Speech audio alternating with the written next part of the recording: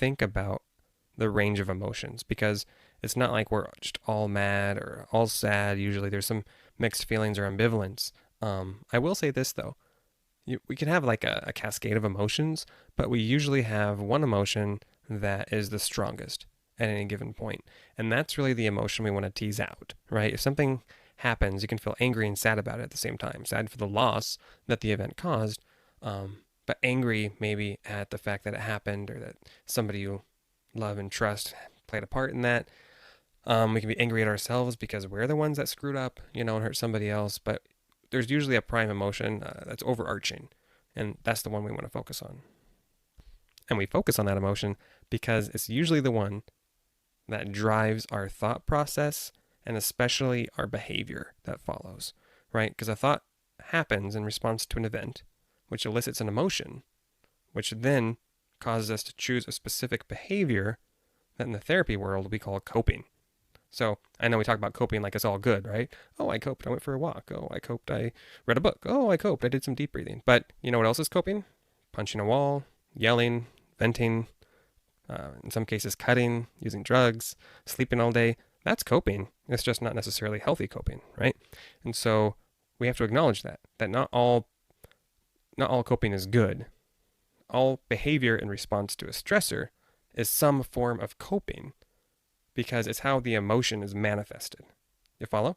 Right? And as a therapist, I try not to label things as all good and all bad. And I know in the mood skill sheet that I provide you through my website, it does list, in boxes, negative coping, positive coping, but in real life, that's not reality. That's, coping's a spectrum.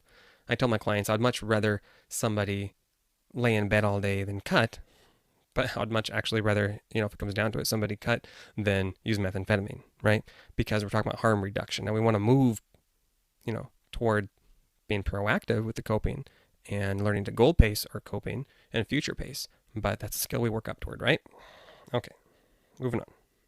All right, so once we've identified our emotions, now we have to identify our associated thoughts when triggered, right? So usually the question I ask clients, and I'm trying to kind of pull this out of them, because this is the tricky part. This is where most people get stuck, is understanding the associated thoughts. It's not a singular thought. It's a string of thoughts, and how we are interpreting an event, right? You've heard of that term, lost in translation?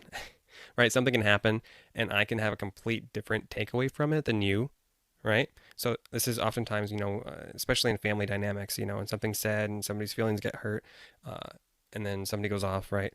It's because one person assumes the other person should know what they're talking about or what they're thinking, and not, as a result, they feel offended or think there's been some kind of boundary violation. But that's because oftentimes we have different scripts and expectations running in our own heads, which leads to a different interpretation because of a different frame of reference altogether, or usually some kind of combination of the three. Okay. All right. So understanding our associated thoughts to an event, especially when we're triggered, is really important. So just ask yourself, what did that mean to me? When blank happened, what did that mean to me? How did I understand, make sense, interpret the situation, right? What kind of underlying meanings was I assuming? All right, next is the replace and exchange of the thought for a more helpful and true one. And this is really important because we want to get as close to the truth as possible when we're trying to replace our thought, and we won't always have enough evidence or facts to make an absolute assumption, right? Or an absolute statement to ourselves. But we can usually gather enough evidence to make an educated guess, right? That we're happy with. And when new evidence comes, then we can circle back and, reassess, right? But the skill here is learning to keep an open mind with it, not to be too rigid in the way we're thinking about things. So here's a hint. When we're trying to replace a thought, seek understanding, not blame.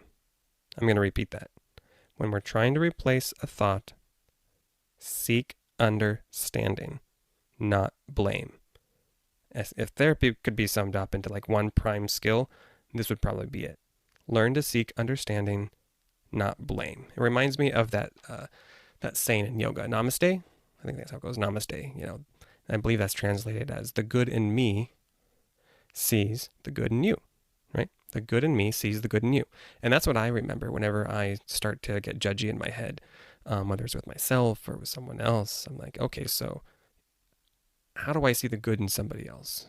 And how do I help them see the good in me in spite of the circumstance? Make sense? Works for me. And this is about showing self-compassion and compassion toward others, right? Should be simple enough, but, our human nature kind of gets in the way. All right, so that about sums it up, right? And if you have any takeaway from this, just remember, catch it, check it, change it when it comes to replacing our thoughts, right? We have to catch the thought first. That's where the thought labeling comes in that we discussed last episode. That's just really labeling our thoughts. Okay, that was mind reading, that was exaggerating, that was making mountains out of molehills, or that was negative filtering, that kind of stuff. So, you can make up your own names if you want. It doesn't really matter. You don't have to use the labels I provide and the mood skill handout, right? But, make up your own names. That was stinking thinking. That was anxious thinking. That was comparative thinking. That was, give them fun names, whatever works for you. But the most important thing is that you have a way to kind of tag your thoughts the same way, you hashtag things on Instagram, right? Everybody knows about that hashtag mental health, hashtag coping, hashtag anxiety, right? So you're really just hashtagging your thoughts so that when you see it, you can catch it. Good news is, like we talked about before, is that our unhealthy thoughts are usually repetitive, which means, okay, I might have a trouble with mind reading, but you might have trouble with comparative thinking. 99.9% of the time, it's going to be the same one, which makes it really cool once you get in the habit of catching it, because then it's easy. It's like, oh, I know you. You're Joe the anxious thought, right? So then you catch it faster, which allows you to mitigate the fallout from your emotions and your subsequent behavior. Good stuff, right? Okay, so catch it, check it, change it. And if you take that and you remember the whole namaste mentality, right? Seekers, understanding, not blame, you'll be starting off on a really good foot here, right? So looking ahead, in the next episode, we will be covering the next skill, which focuses on techniques for changing unhealthy thoughts into useful ones, how to increase your helpful thoughts, right? We all want that. More thoughts that are helpful, the better. And identifying helpful thoughts, right? So we've been talking a lot about identifying unhelpful thoughts. It's equally, if not more important, to learn how to identify helpful thoughts, or the most powerful thoughts that keep us motivated, inspired, other people oriented, right? Compassionate, and balancing our thoughts with yes but statements. All right, we'll talk more about that. That's a cool trick for helping us balance out our thought process.